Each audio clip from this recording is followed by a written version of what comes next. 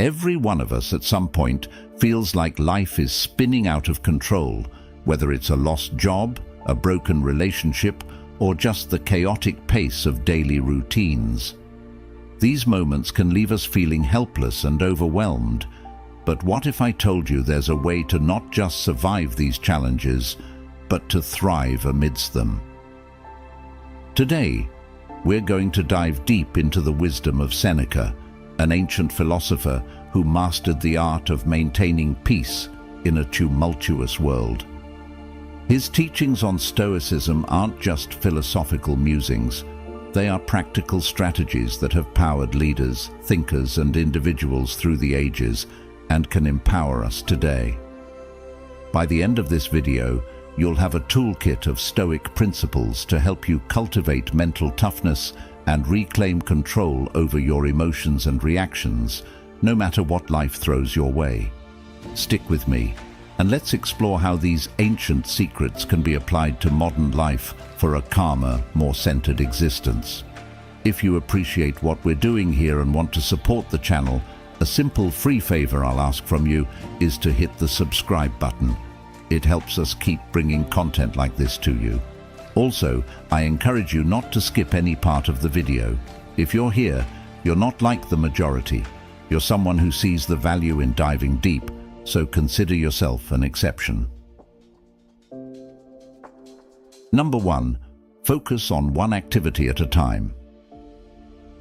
Seneca's wisdom, "To be everywhere is to be nowhere," captures a crucial principle that is often overlooked in our modern rush to do more and be more. The idea of focusing on one activity at a time is central to Stoic philosophy and can transform how we approach our daily tasks. In a world that celebrates the myth of multitasking, we need to pause and reconsider the effectiveness of this approach. When we try to multitask, we're spreading our attention thin, which can lead to increased mistakes and decreased quality of work. Marcus Aurelius, another revered Stoic philosopher, echoed this sentiment when he advised, "Concentrate every minute like a Roman, like a man, on doing what's in front of you with precise and genuine seriousness, tenderly, willingly, with justice, and on freeing yourself from all other distractions." This focus is not just about improving productivity. It's about cultivating a quality of mind that values depth over breadth. Focusing on one activity at a time allows us to immerse ourselves fully in the task at hand, whether it's a professional assignment, a personal project, or a meaningful conversation. This kind of deep work fosters a greater sense of accomplishment and satisfaction. Plato might argue that this singular focus helps us access a higher form of beauty and truth in our work, as it allows us to give our best effort and create something that resonates with the ideals of goodness and excellence. Moreover, the psychological benefits of focusing on one task at a time are significant. It reduces the cognitive load on our brains, minimizing stress and enhancing our decision-making capabilities.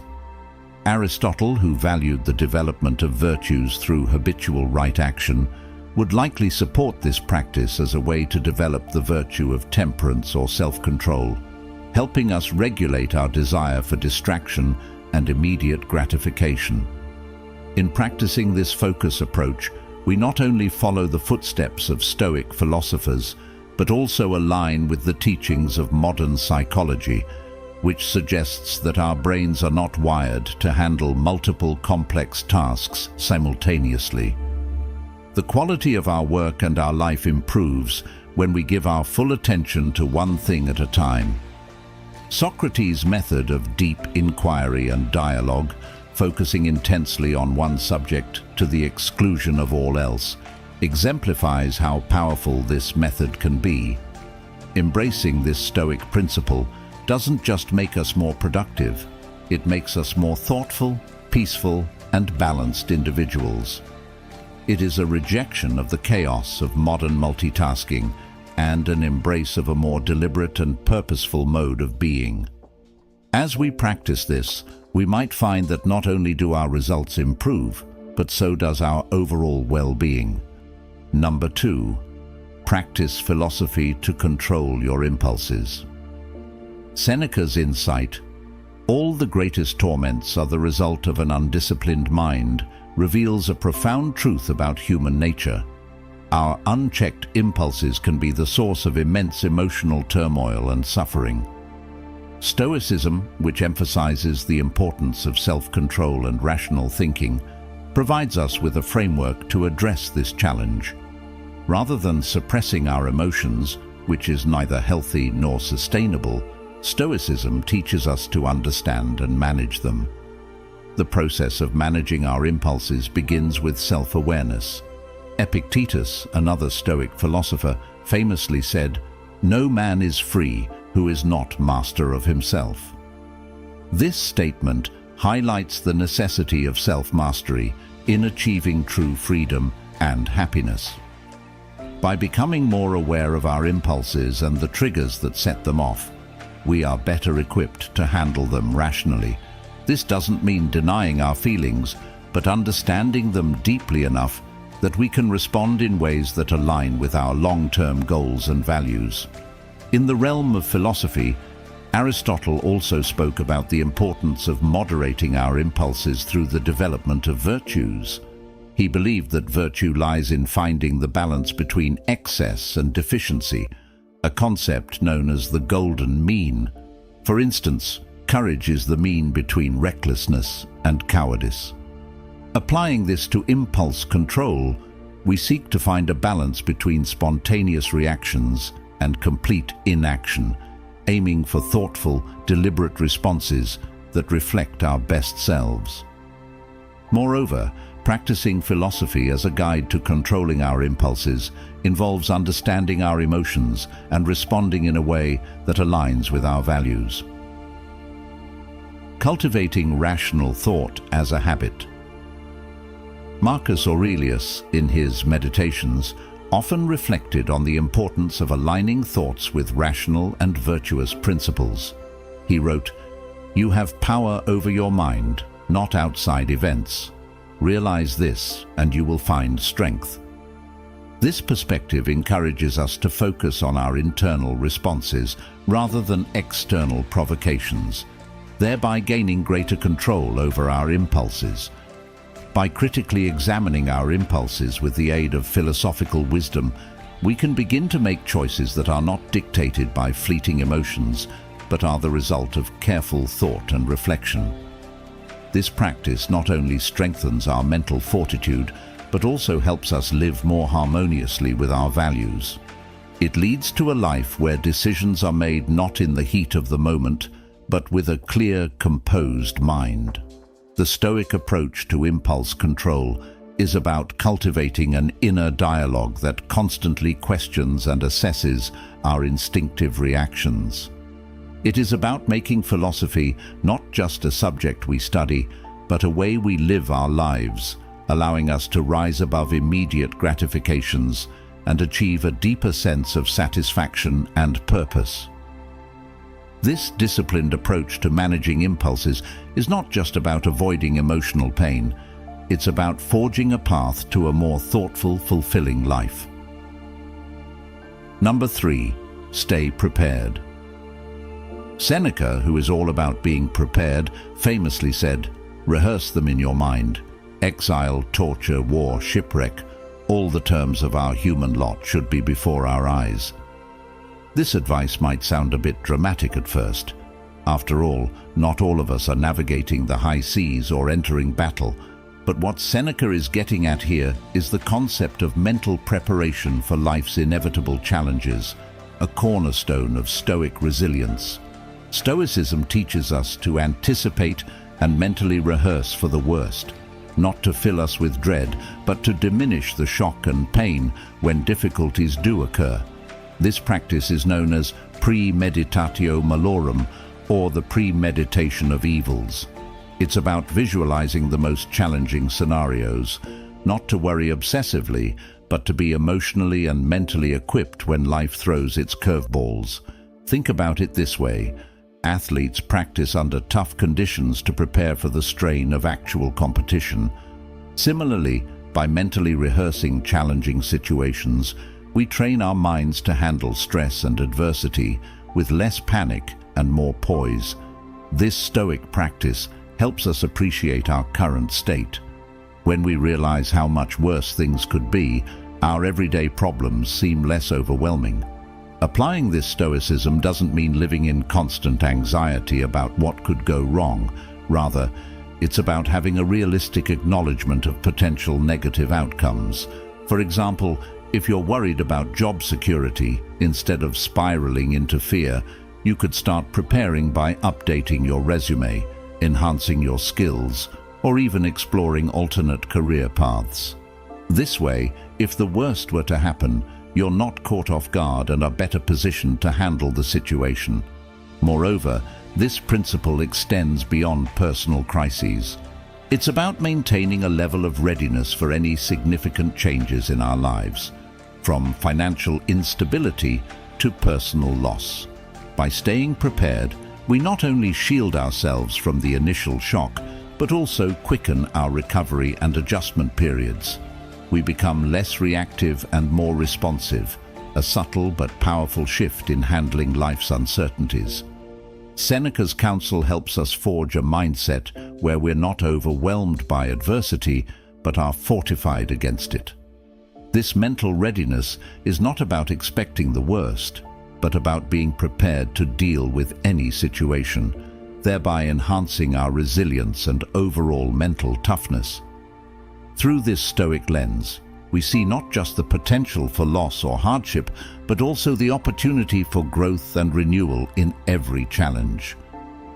Number 4, voluntarily embrace hardships. Another profound insight from Seneca is, difficulties strengthen the mind as labor does the body. This idea is at the heart of Stoicism and speaks to a practice that can seem counterintuitive at first. Voluntarily embracing hardships.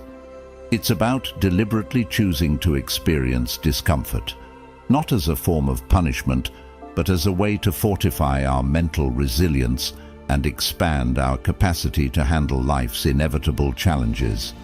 Think about what it means to voluntarily embrace hardships. It's like an athlete who trains under harsh conditions to prepare for a competition. The athlete understands that by pushing the limits in a controlled environment, they're better prepared for the stresses of the actual event. Similarly, by choosing to face difficulties head-on, whether that's taking on a challenging project at work, speaking up in public, or even opting to live more simply, we enhance our mental toughness and adaptability. Seneca's approach teaches us that when we step out of our comfort zones on purpose, we're not just testing our limits, we're expanding them. For example, if you dread public speaking, regularly putting yourself in situations where you must speak in front of others can transform your fear into a skill over time. What once felt insurmountable becomes manageable and eventually comfortable. This Stoic practice is not about seeking out suffering for its own sake, but about recognizing that growth often comes from discomfort. Embracing voluntary hardships also means resetting our comfort thresholds. In a world that often prioritizes comfort and ease, choosing the harder path can seem radical, but Stoicism invites us to rethink what true comfort is. Is it merely the absence of discomfort, or is it the presence of inner strength and peace that comes from knowing we can handle whatever comes our way? By integrating this Stoic principle into our lives, we also learn to appreciate our current circumstances more. When we know we can endure more, we can enjoy the simple pleasures of life with greater contentment. Contentment. It's about building a life not on the avoidance of hardship, but on the foundation of resilience. This doesn't mean we seek out suffering, but when hardship does come, we view it as an opportunity to practice our Stoic skills. In embracing voluntary hardships, we also foster a deep sense of self-efficacy. We prove to ourselves that we are capable of overcoming obstacles, which in turn builds self-confidence. Each challenge we face and overcome is a reminder that we are stronger than we might have believed. So, let's take a page from Seneca's book and challenge ourselves to step into the arena of voluntary hardship.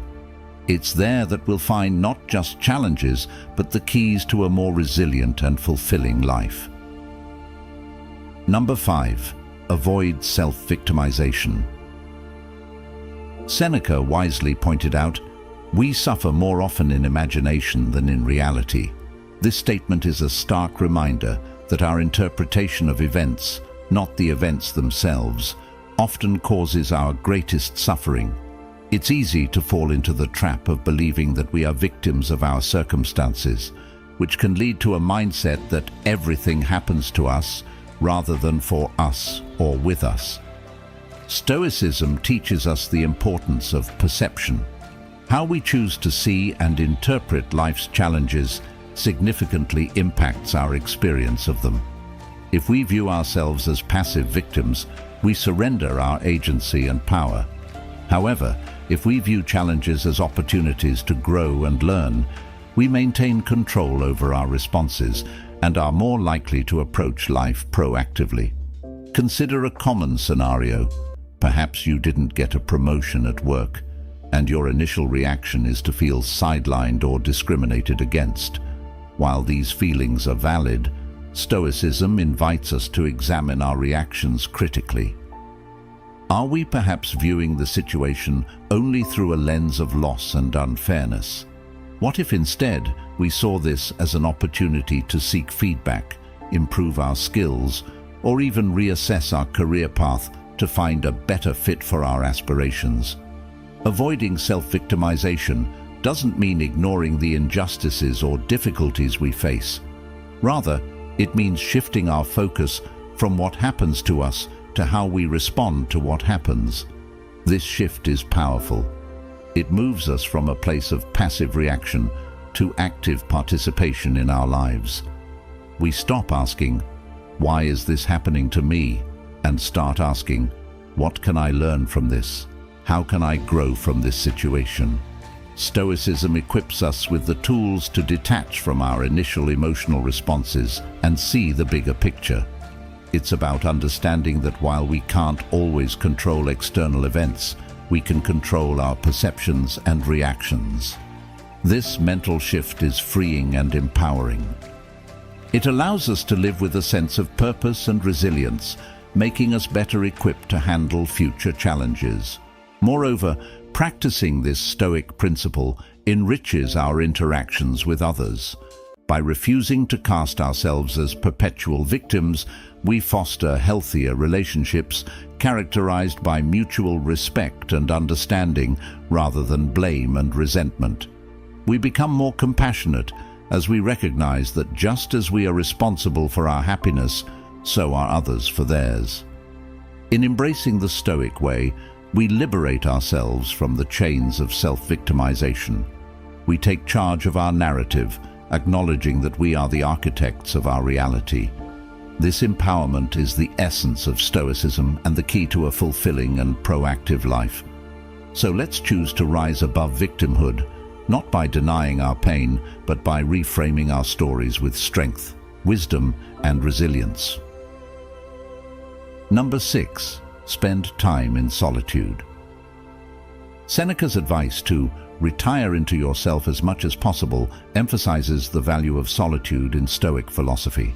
This guidance is not an encouragement toward isolation, but rather an invitation to engage in deep self-reflection and introspection. In our fast-paced, interconnected world, the noise of everyday life can drown out our inner voice and hinder our ability to reflect on our personal growth and values. Stoicism teaches us that true solitude is a state of rich self-awareness and not merely a physical state of being alone. The benefits of spending time in solitude are profound and have been echoed by philosophers throughout history. Marcus Aurelius, another Stoic philosopher, often wrote about the importance of introspection in his personal writings. He believed that understanding oneself is essential to living a life of virtue and purpose. He stated, "Nowhere can man find a quieter or more untroubled retreat than in his own soul."